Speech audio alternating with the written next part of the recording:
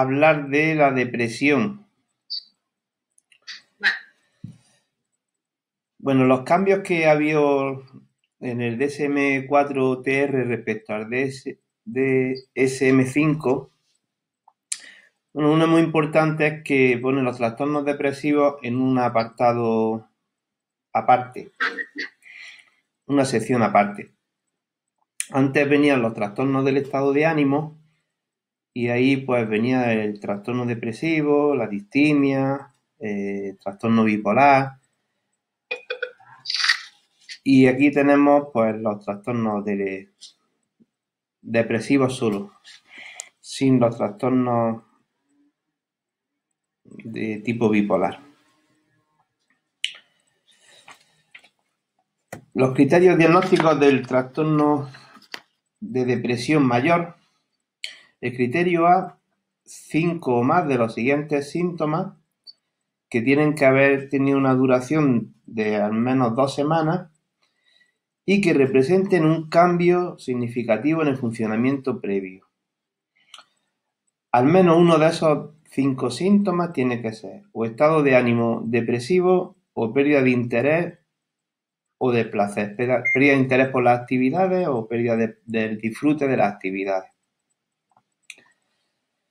De esa lista de 9 síntomas, el primero es estado de ánimo depresivo la mayor parte del día, casi todos los días, según se desprende de la información subjetiva, es decir, que la persona manifiesta que se siente triste, vacía, sin esperanza, etc., o de la observación por parte de otras personas. A la persona se le ve lloroso, pone aquí. Criterio 2, disminución importante del interés o del placer por todas o casi todas las actividades, la mayor parte del día, casi todos los días.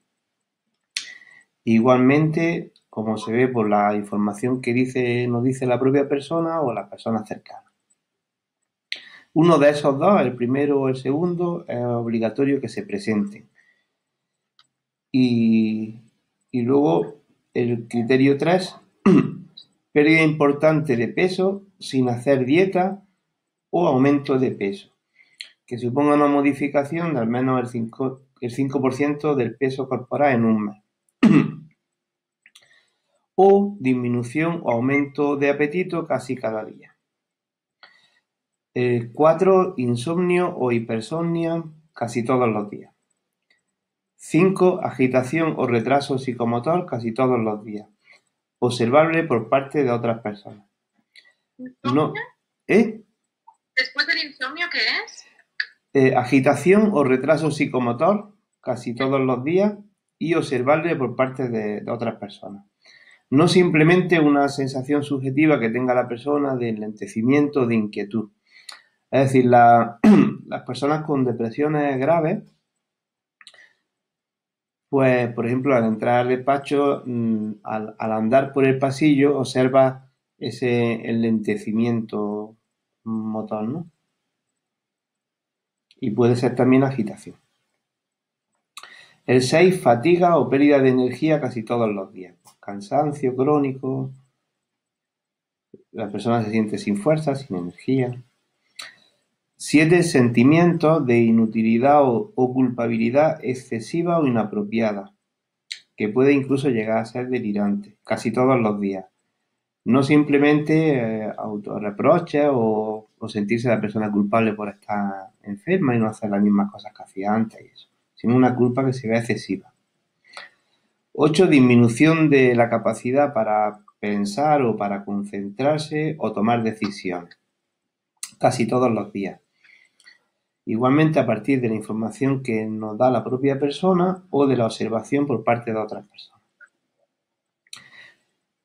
9, pensamientos de muerte recurrentes, no solo lo que es miedo a morir, sino pensamientos sobre la muerte o ideas suicidas recurrentes sin un plan determinado, o también puede haber intentos de suicidio o incluso un plan específico para llevar a cabo una tentativa. Bueno, esta sería la lista de síntomas. De aquí explicaros que... Pero una cosa, yo había... El criterio A era 5 o más de los siguientes síntomas. Entonces son todos... 5 más de los siguientes síntomas y aparece una lista de 9 síntomas. Pero de esos 5 síntomas tiene que cumplir o el 1 o el 2. El 1 es estado de ánimo depresivo casi todos los días y el 2 es pérdida de placer en las actividades. Uno de esos dos se puede dar o los dos. Y luego, para completar los 5, 3 más de los otros o 4 más. Bueno, aquí lo primero que hay que ver es que cuando dice, por ejemplo, insomnio o hipersomnia, pérdida de peso o aumento de peso, que son dos cosas contradictorias, ¿no? Pues nos podríamos encontrar como dos tipos de depresiones. La depresión, digamos que entendemos todos que es una depresión, y luego estarían lo que se conoce las depresiones atípicas. La depresión atípica es la que vamos a encontrar la agitación en lugar de retraso,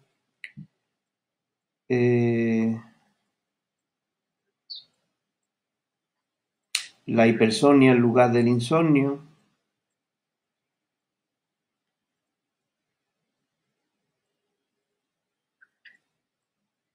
y puede haber también más apetito en lugar de pérdida de apetito. Bueno, luego los demás criterios, el criterio B, como siempre hemos visto en todos los trastornos, que esto no es que la persona diga, me siento un poquito triste, estoy un poco deprimida, no, sino que tiene que tener tal gravedad los síntomas que o causen un malestar clínicamente significativo a la persona, tener esos síntomas, o llegue a afectar a las actividades importantes de la vida, al trabajo, estudios, relaciones familiares, relaciones sociales, etc. Si no se da ese malestar clínicamente significativo o esa afectación de las áreas importantes de la vida, no se diagnosticaría depresión, no se considera un trastorno. El criterio C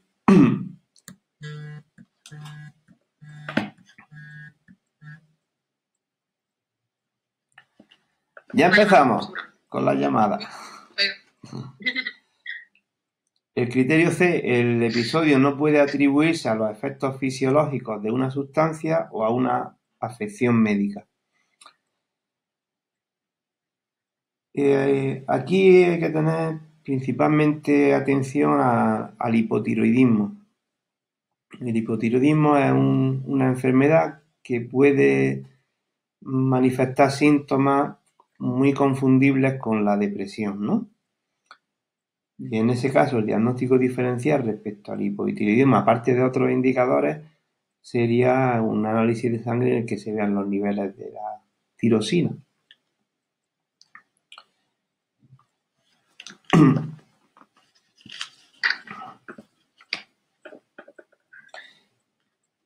Y bueno, ya otro criterio de exclusión, el D, el episodio de depresión mayor no se explica mejor por un trastorno esquizoafectivo, esquizofrenia, trastorno esquizofreniforme, trastorno delirante u otro trastorno especificado o no especificado del espectro de la esquizofrenia o de otros trastornos psicóticos.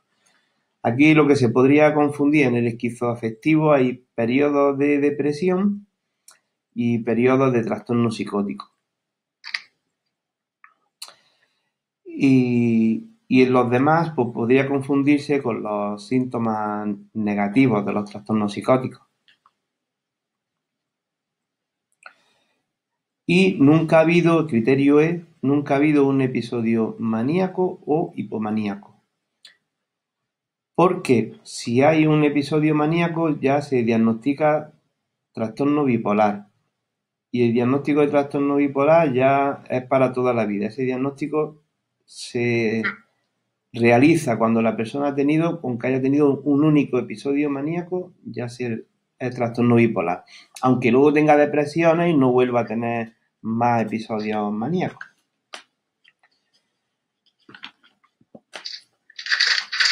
Bueno, luego hay aquí unas especificaciones.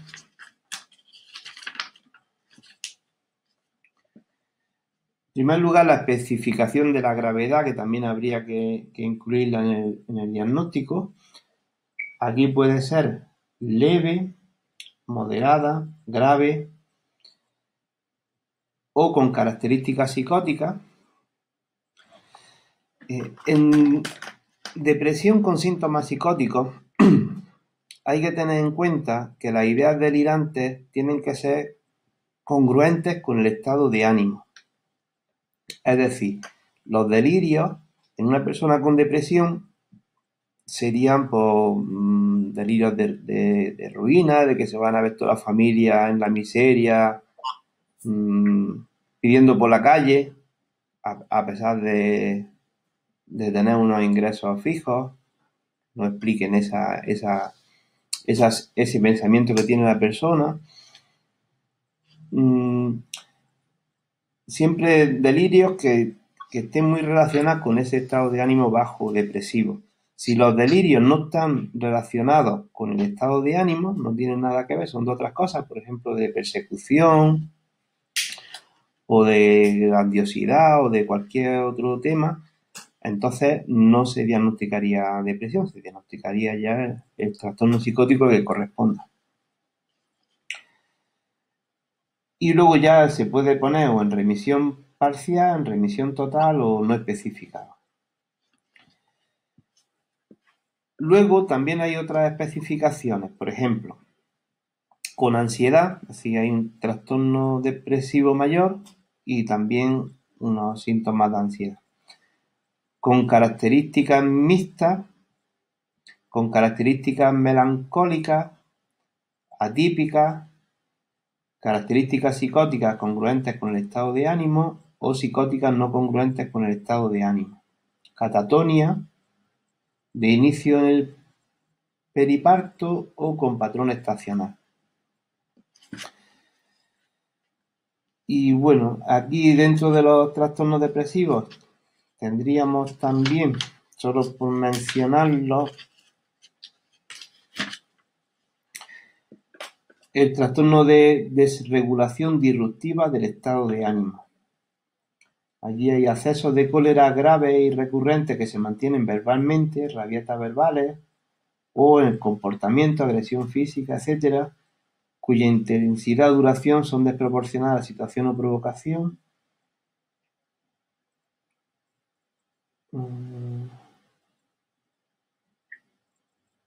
Yo creo que este trastorno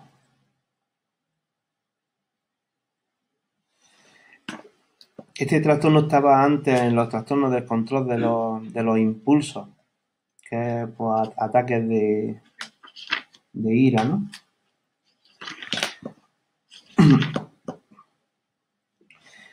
Luego la distimia, que será cambiar el nombre en el DSM-5, se llama trastorno depresivo persistente. Aquí la diferencia con el trastorno depresivo, aquí tenemos en el criterio A una duración de al menos 2 años. Y bueno, los síntomas son un poco más leves, poco apetito, poco de sobrealimentación, insomnio, hipersomnia, poca energía o fatiga, baja autoestima, problemas de concentración o dificultad en la toma de decisiones, sentimientos de desesperanza.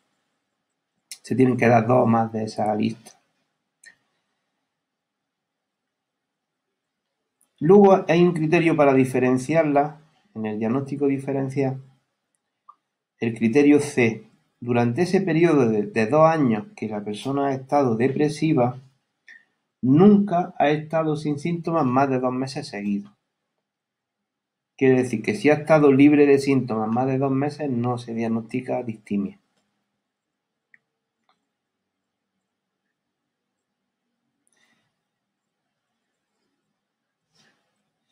Y durante 2 meses o menos, ¿cómo? 2 meses o más. En ese periodo de 2 años no ha estado 2 meses o más sin síntomas. Y aquí una cosa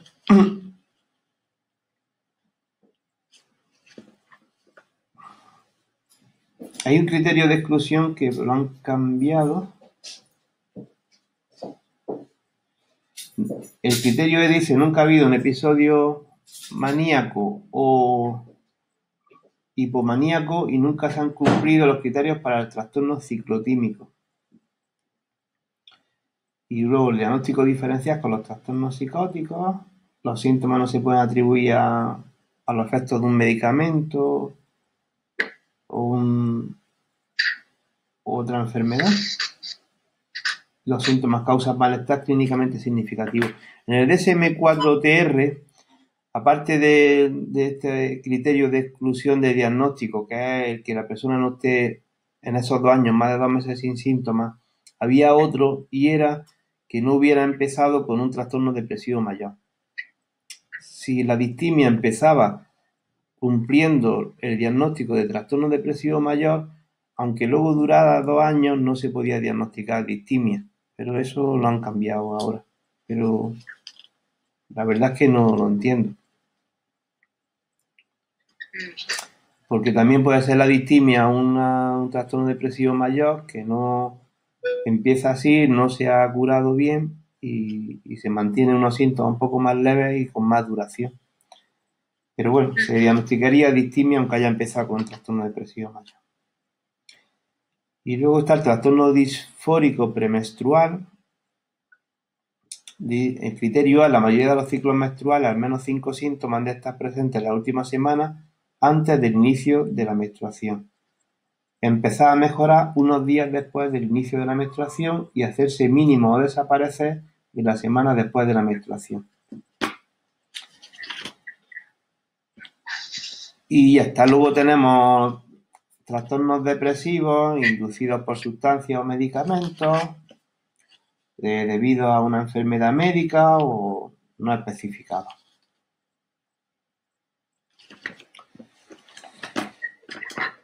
Bueno, respecto al diagnóstico de DSM-5, ¿alguna duda?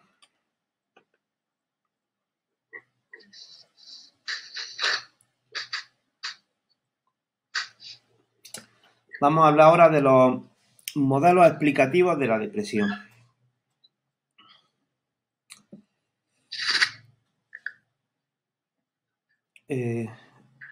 Dentro de los más importantes que yo tengo en cuenta,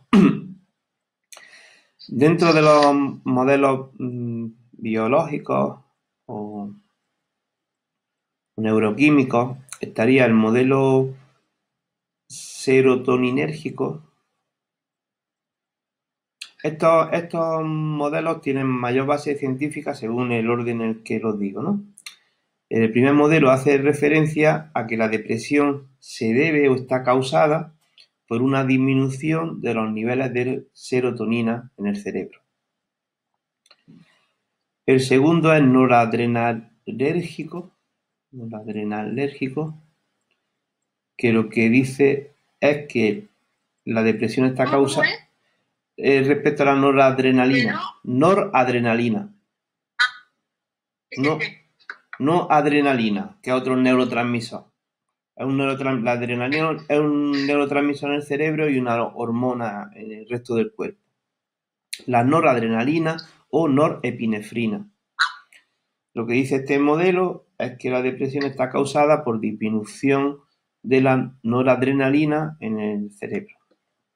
Y el tercer modelo es el que hace referencia a la dopamina, modelo dopaminérgico. La depresión en este caso estaría causada por una disminución de los niveles de dopamina. Bueno, como digo, en este orden, la serotonina es la que normalmente tiene más base científica, como que los niveles de serotonina causarían la depresión. En segundo lugar, la noradrenalina y en tercer lugar, la dopamina. Bueno, ¿qué problema le veis a este modelo?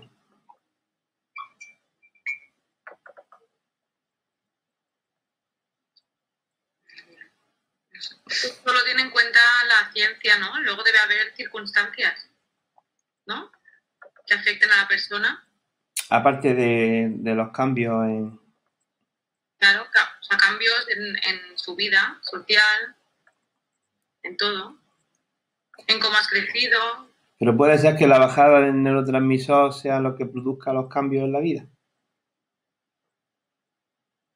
Que no se sabe cuál es la causalidad, ¿no? O sea, si la bajada del neurotransmisor provoca la depresión o la depresión provoca la bajada del neurotransmisor. Claro, exactamente. La gente cuando llueve van con paraguas por la calle, salvo que no tiene paraguas y se moja. Entonces, siempre que va la gente con paraguas, llueve. Y cuando no llueve, la gente no va con paraguas, normalmente. En los países orientales sí los llevan para el sol, pero aquí en España no es muy habitual. Entonces, ¿podemos decir que la lluvia está causada porque la gente ha cogido paraguas? No, ¿verdad? Son datos correlacionales. Bien, para poder decir una explicación causal de la depresión, habría que diseñar un experimento. Un experimento es una situación en la que manipulamos una variable que llamamos variable independiente, que es la que creemos que puede producir algún efecto o cambio, y medimos la variable dependiente, teniendo controladas todas las variables extrañas que son las que podrían afectar a los resultados. Entonces, para demostrar que la disminución de neurotransmisores causa la depresión, tendríamos que disminuir los niveles de neurotransmisores artificialmente, por ejemplo, administrando un antagonista de la serotonina, y luego ver si se produce o no una depresión. Pues eso en humanos, gracias a Dios, no se puede hacer. Y como no se puede hacer ese experimento, ¿por qué no se puede hacer? Aparte de porque lo prohíben los principios éticos de la investigación, porque no todo el mundo se cura de una depresión. Con los fármacos mejoran 60-70%. Entonces, si yo hago un experimento con 100 personas, si a 60 las voy a mejorar luego, pero ¿y las otras 40 que no mejoran? ¿Qué pasa? ¿Qué le explico a la comunidad científica? Y luego de esas 40, el riesgo de suicidio en depresión es aproximadamente del 10%. Así que se morirán 4 suicidadas por mi experimento. Por tanto, no se puede hacer un experimento que demuestre esa explicación de la depresión por la bajada de neurotransmisores. Igual ocurre con el modelo que hace referencia a la noradrenalina o a la dopamina. Luego, tenemos otro pequeño problema. Vamos a ver. También podemos hacer lo contrario, no hacer un experimento, sino con personas que ya tienen depresión. Si nosotros creemos que esa depresión está causada por los niveles bajos de serotonina, pues le administramos un antidepresivo que sube los niveles de serotonina. Entonces, si esto fuera cierto, si la depresión estuviera causada por los niveles bajos de serotonina, administrando un antidepresivo que actúa sobre esos niveles de serotonina, se curarían el 100% de las personas. ¿Por qué se curan solo el 60-70%? ¿No? Es decir, eso es matemático. Si una persona tiene los niveles bajos de cualquiera de esos neurotransmisores y le administramos un agonista de esos neurotransmisores, van a subir los niveles. Si esa fuera la causa de la depresión, mejorarían con los fármacos el 100% de las personas depresivas. Eso no es así. Pues vaya el problema, ¿no? Primero, a nivel explicativo no se puede demostrar ese modelo y en segundo lugar, el tratamiento no apoya que ese modelo sea cierto al 100%. Sin embargo, como hay que vender fármacos, Pues vamos a decir que el modelo es correcto.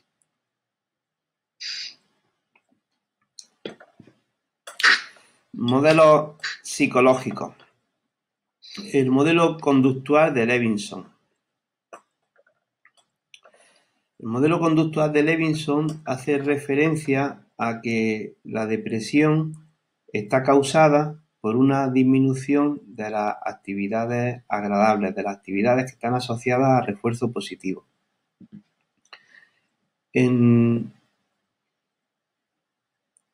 Entonces, esa disminución de reforzadores sería la que produciría la depresión.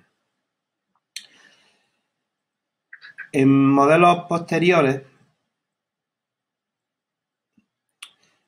hace referencia no solo a la disminución de actividades agradables, sino a la sobreexposición a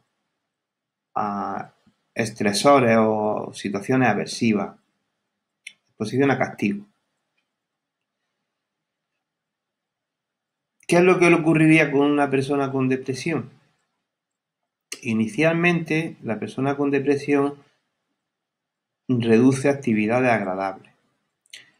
¿Por qué? Porque tienen la creencia, o las personas en esta cultura tenemos la creencia, que para hacer cosas, para funcionar en la vida, tenemos que estar bien y tenemos que tener ganas.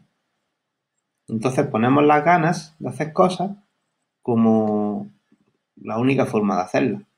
Eso lo hacemos para las actividades agradables. Pocas personas lo hacen para, por ejemplo, el trabajo.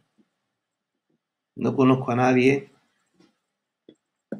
o a casi nadie, que trabaje, por ejemplo, en una obra, y no sé si habéis visto alguna vez una obra, o habéis estado trabajando dentro. Trabajando no, visto sí. Pues ahora en verano podéis tener hasta quemaduras solares o yo qué sé qué.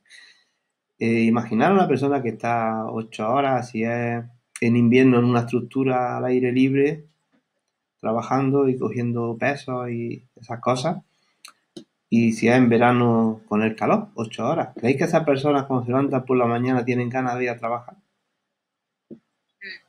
Es que no, yo creo que es que no se lo pregunta, ¿eh? Yo no conozco ningún obrero que diga esta mañana voy a ver si tengo ganas hoy de ir a trabajar o no ir a trabajar. Si tengo ganas voy, y si no tengo ganas, pues le digo a mi jefe, mira, es que hoy no tengo ganas de ir a trabajar y no voy.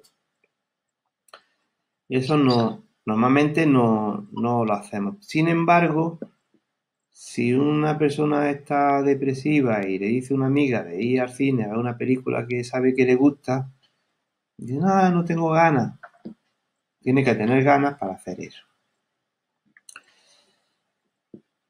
Bueno,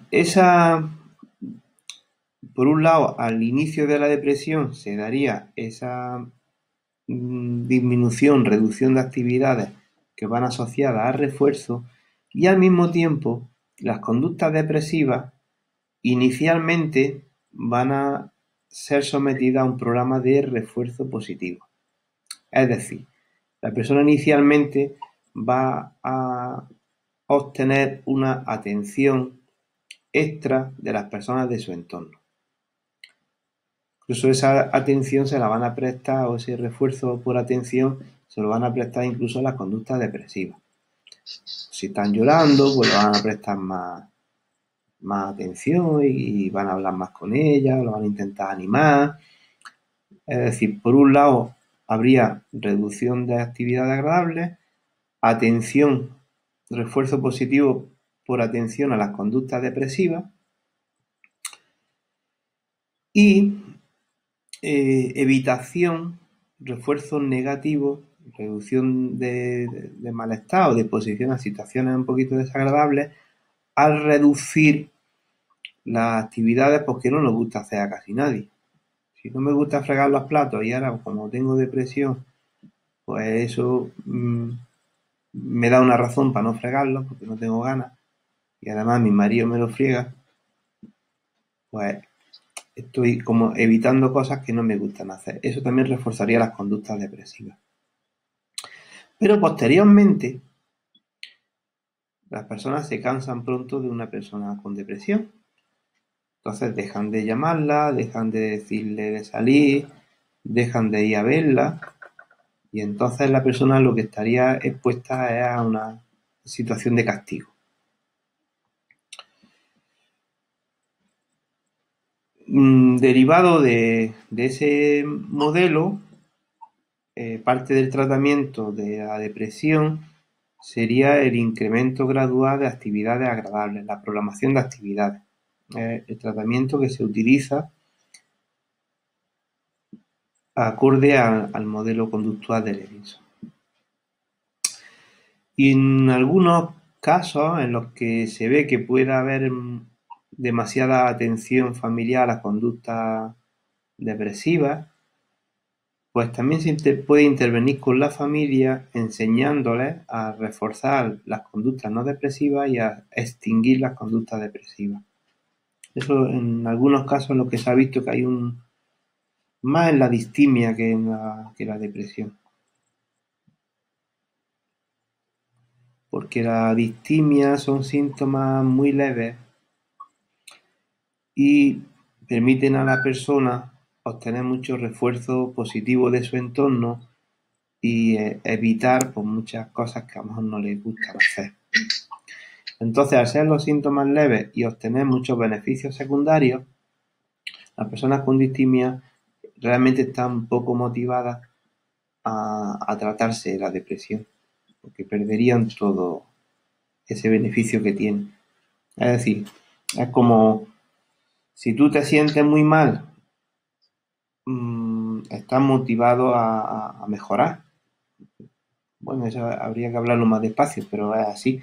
Pero si te sientes un poquito mal y además tienes refuerzo de tu entorno y empiezas a cambiar y ves que el refuerzo ese de tu entorno desaparece bruscamente, pues abandona el tratamiento y dices, inconscientemente dices, yo estaba mejor como estaba. Entonces, eso en el tratamiento hay que tenerlo en cuenta. En los casos de distimia hay que hacer un tratamiento sin querer obtener resultados rápidos y trabajando con la familia de forma que la familia aprenda a prestarle atención a las conductas no depresivas y extinguir la atención a las conductas depresivas. Y así vamos cambiando un poquito las cosas, ¿no? Dejaría de obtener atención por las conductas depresivas, pero a cambio obtendría atención y refuerzo de las conductas no depresivas. El modelo de indefensión aprendida. ¿Conocéis los experimentos de Seligman sobre indefensión aprendida? Bueno, lo explico un poquito, ¿no? Sí. El modelo de indefensión aprendida que se ha utilizado para explicar la depresión como modelo explicativo de la depresión y además tiene la ventaja respecto al modelo farmacológico de que sí tiene una base experimental detrás. Experimentos con animales, pobreticos. Bien, aquí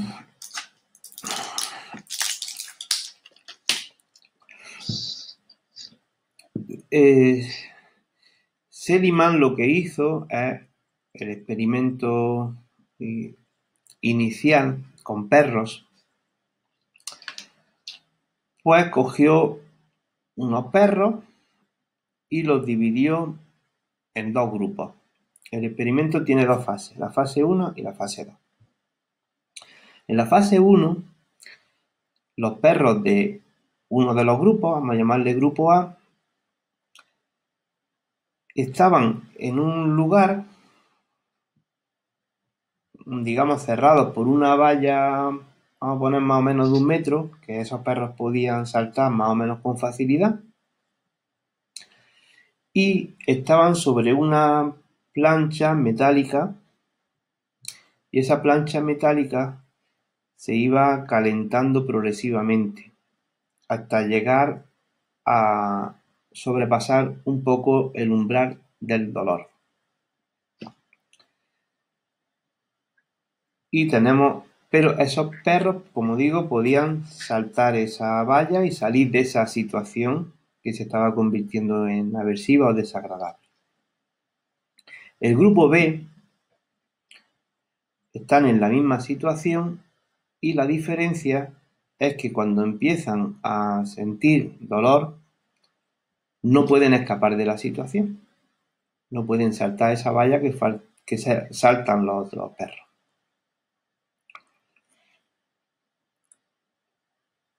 Cuando han pasado por esa situación experimental, nos vamos a la fase 2 del experimento. En la fase 2 tenemos a los mismos perros, los del grupo A y los del grupo B.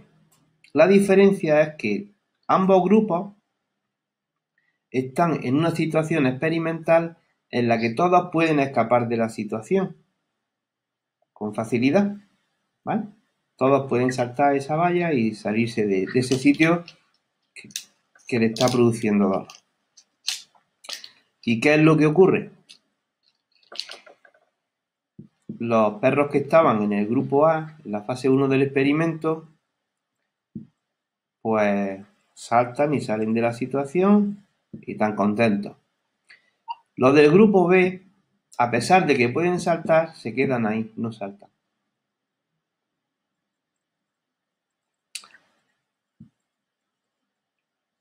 Y se dice que esos perros, al haber sido expuestos a una situación aversiva, impredecible e inescapable. ¿No? Situación aversiva o desagradable que es impredecible, que no te puedes preparar para ella, y que es inescapable, que no puedes escapar de la situación. Bueno, es que se me ha olvidado deciros que los perros tenían los perros del grupo A tenían un aviso de cuándo iba a convertirse en un estímulo aversivo. Entonces podían predecir ese estímulo y escapar, ¿vale?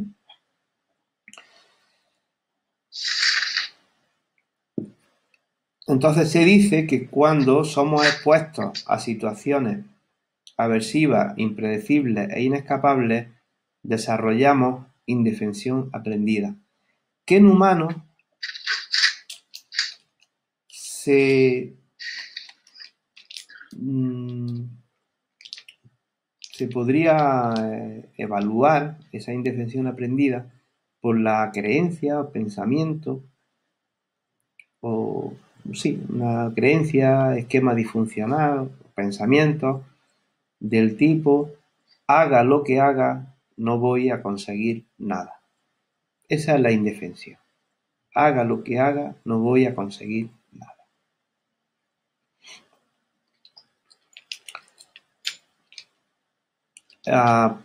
Aparte de eso, también se observaban que esa situación producía cambios neuroquímicos en los animales, disminución de neurotransmisores, etc. Bien, este modelo de indefensión, la indefensión aprendida luego ha sido estudiada y desarrollada y se han hecho un montón de experimentos con humanos también, pero con humanos de a lo mejor someterlos a una tarea matemática que no pueden resolver, una cosa de esas, cosas de ese tipo, y luego le ponen una tarea fácil que sí saben resolver y los que se han expuesto a algo que no podían resolver, pues luego no resuelven la otra que sí se puede, ¿no? Y se ha llegado incluso a relacionar la indefensión aprendida con la muerte, tanto en animales como en humanos. En animales, no sé si sabéis que cuando cogen animales salvajes de la selva, la mayoría de ellos, no sé los datos, pero puede ser incluso hasta un 80%, ¿no? Mueren cuando se ven enjaulados, a pesar de que tienen alimentación, tienen agua, tienen cuidados médicos y tienen su salud totalmente conservada, salud física, incluso puede que hasta que tengan más cuidado que cuando están en la naturaleza, pues se mueren. ¿Por qué se mueren? Al ser sometidos de forma brusca a una situación de indefensión, en la que no controlan absolutamente nada.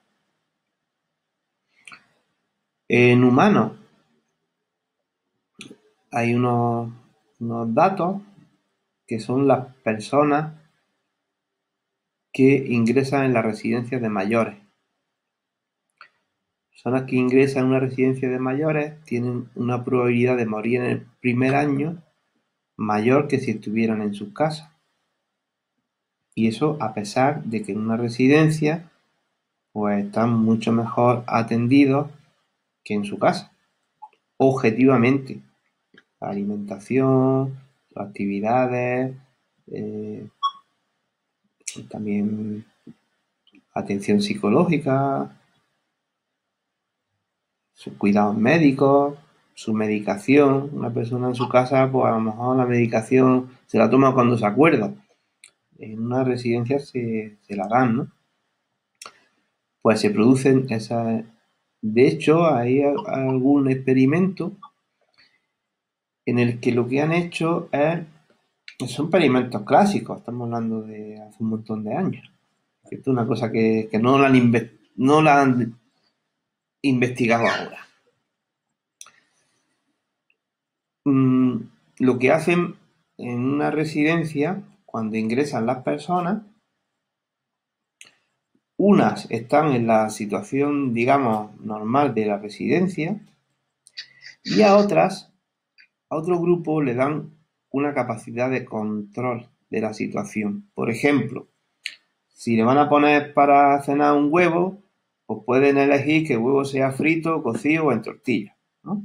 Como tienen como más control, no se ven en esa situación de indefensión en la que no pueden hacer nada ante las normas de esa institución, sino se le dan esas pequeñas decisiones que pueden tomar para controlar su situación, y esas se mueren menos que las otras. Ese grupo en el que se ha llevado a cabo esa pequeña intervención mueren menos que la otra. Pero esto os aseguro, y os lo aseguro porque anoche estuve hablando con un médico de una residencia, es que ni lo saben. Está escrito, está demostrado, pero que los directores de la residencia y muchos de los psicólogos médicos que trabajan en la residencia ni lo saben ni lo tienen en cuenta. Estamos hablando de muertes. A este hombre, bueno, le sonaba chino. Me dijo que sí, que se morían más en el primer año, pero la explicación que me dio es que una residencia, una persona donde hay, perdón, una institución donde hay, en la suya hay 100 abuelos, hay muchas personas, muchos abuelos, entonces pues ahí hay una serie de bacterias y de virus que esas personas que están ahí están más o menos habituadas. Entonces cuando llega alguien de fuera,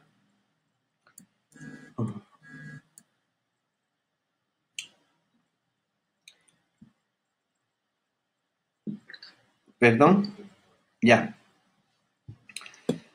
Es que no puedo restringir las llamadas entrantes y al mismo tiempo hablar por videollamada, ¿no? ¿Se puede? Bien. Claro, si lo pongo en modo avión no tendría wifi ni datos ni nada de eso. Claro. Al mismo hay alguna forma de restringir las llamadas, pero bueno.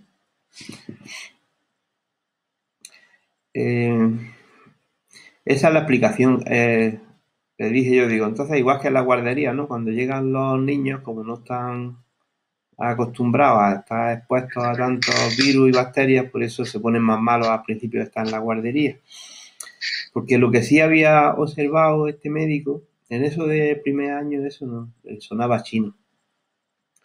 Pero dice que había un programa en la Junta de Andalucía hasta hace poco, que era un programa para dar descanso a los cuidadores, en el cual pues los abuelos podían estar en la residencia un mes al año para que descansaran sus cuidadores principales. Y decía que de esos que estaban un mes, que sí había un porcentaje de mortalidad mucho más alto. pero lo atribuyó a la exposición a bichos a los que no estaban acostumbrados. No sé, a mí esa explicación la verdad es que no me cuadró, no me iba a poner a discutir con un médico, pero no me cuadró mucho porque sí, en la guardería sí, porque eres un niño y no estás todavía expuesto a muchos bichos de estos, microorganismos, ¿no? Y entonces tus defensas no están todavía preparadas, pero un abuelo ya tiene sus defensas preparadas casi para todo, ¿no? No creo yo que en la residencia vaya a haber nada nuevo a lo que esa persona no haya estado previamente expuesta, ¿no? Digo yo. Y si algo a lo que no está expuesta es que lo va a coger todo el mundo, no solo el que ingresa. Si es un virus nuevo que ha salido, pues da igual que lleve un mes a que lleve 2 años, lo va a coger igual. Y si es un virus de estos que están aquí en nuestro entorno toda la vida en las personas, y el que ya hemos desarrollado inmunidad, la ha desarrollado ya en 80 años, digo yo. No va a desarrollarla cuando... Bueno. Pero que, como decía, el modelo de indefensión aprendida llega a explicar incluso a estas muertes, ¿no?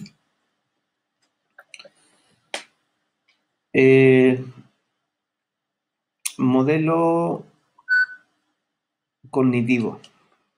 El modelo cognitivo de la depresión de Beck.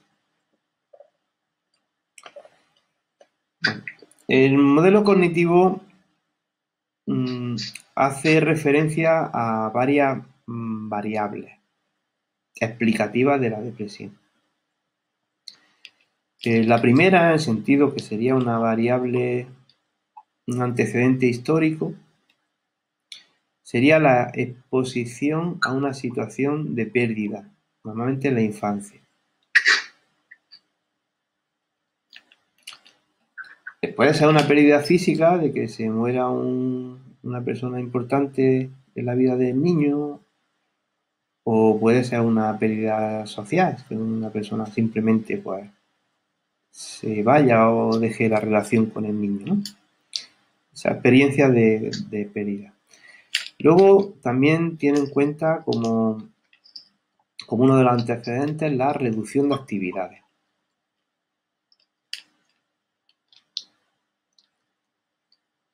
Reducción de actividades agradables. Y el desarrollo a lo largo de la vida de lo que se conocen como esquemas disfuncionales. Los esquemas disfuncionales son creencias que son irracionales, de orden superior. Son de orden superior, nos referimos a que en el esquema cognitivo estarían arriba y de ahí pues se derivarían otros pensamientos relacionados. Por ejemplo, un esquema disfuncional sería: debo ser perfecto en todo lo que haga. Yo tengo eso que me han transmitido, esa idea de perfección de pequeño. No es que una cosa, una conclusión a la que yo he llegado después de un razonamiento lógico, sino una creencia que he ido adquiriendo y que está ahí y vas casi consciente. No es que yo manifieste, no, ya es que tengo que ser perfecto en todo lo que haga, sino que tengo esa creencia. Una vez que tenemos esos esquemas disfuncionales, estaría la exposición a una situación aversiva.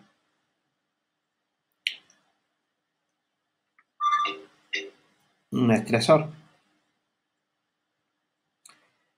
Y los esquemas disfuncionales en relación con el estresor, porque ese estresor activa unos esquemas disfuncionales. Luego lo explico.